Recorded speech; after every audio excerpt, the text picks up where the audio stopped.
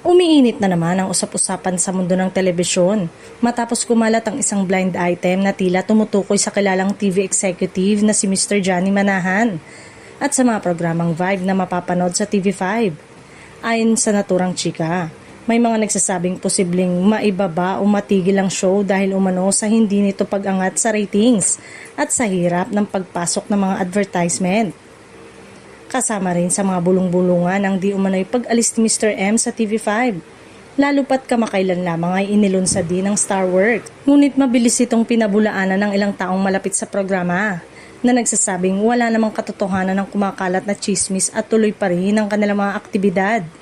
Sa katunayan, kamakailan lamang ay naging abala ang ilang kabataang talento ng Starworks sa isang mall show na ginanap sa SM City, Manila. Ito ang kauna-unahang mall show ng grupo na masayang tinanggap ng mga fans at dumalo, kung saan ipinakita nila ang kanilang mga talento sa pag-awit at pagsayaw.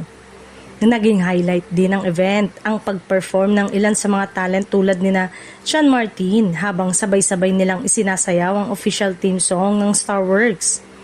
Namigay rin ng bulaklak ang ilang miyembro ng grupo gaya na Adam, Nico, Martina, Sienna at Keisha bilang pasasalamat sa suporta ng mga dumalo.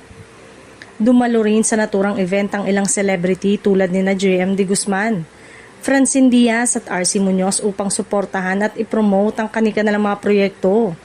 Lalo nitong pinasayang fans na present sa mall show at nagbigay ng mas malaking exposure sa bagong talent ng Starworks. Samantala, nananatiling maingat ang ilang opisyal ng TV5 at All TV sa pagkomento sa mga kumakalat na issue ng posibleng collaboration o pagbabago sa lineup ng mga programa. Ayon sa kanila, wala pa umanong kumpirmadong detalye tungkol dito.